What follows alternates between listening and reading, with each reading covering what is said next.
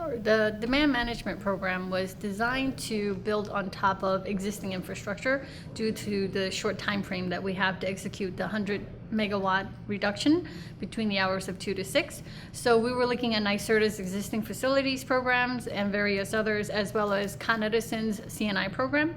So we're paying, you'll see in the structure, energy payment on top of a KW incentive, and in some cases, such as thermal storage and energy storage, we are also bumping up the incentive. So previously, thermal storage was only $600 a kW. We have increased that to $2,600 a kW reduction. Again, the peak reduction between 2 to 6, and same with batteries. We increased it from 600 to 2,100. And the incentive is really meant to get customers who has been lagging or thinking about, okay, this is in my 5 or 10 year plan. We want that to be advanced. We want that to be the 1 year plan.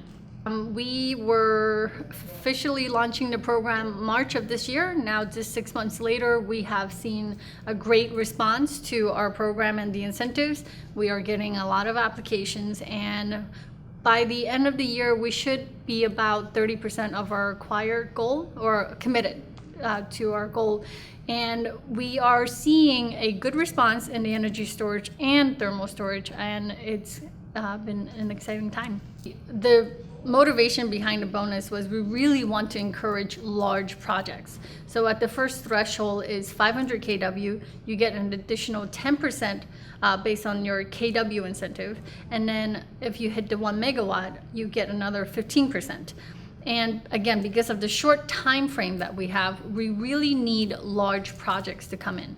And to recognizing the space restraints for where we can get these large megawatt reductions, we allow aggregators to come in with a portfolio of buildings where they can have maybe 100 kW in one building, another 500 kW another, and try to hit that as high of a capacity reduction as a portfolio as possible. And the aggregator receives that money, and they work out the financial incentives with their customers. We don't dictate how the incentive is paid out, how much of it goes to the customers. It's purely the aggregator is on the application. We pay out that incentive to the aggregator to give them that flexibility to work with the best portfolio possible with their customers.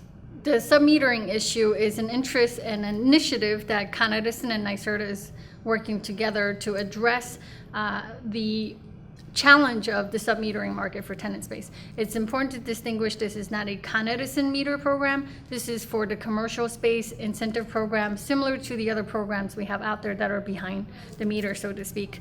And the goal behind that is allowing customers, again, to have better control of how they're using it, what they're using, when they're using, and to be able to better respond to, maybe the smart grid that's coming out, that's been mentioned in Rev, better response to demand response, and ultimately what we're hearing from the industry and customers is the cost is a barrier, and also the physical space of submetering.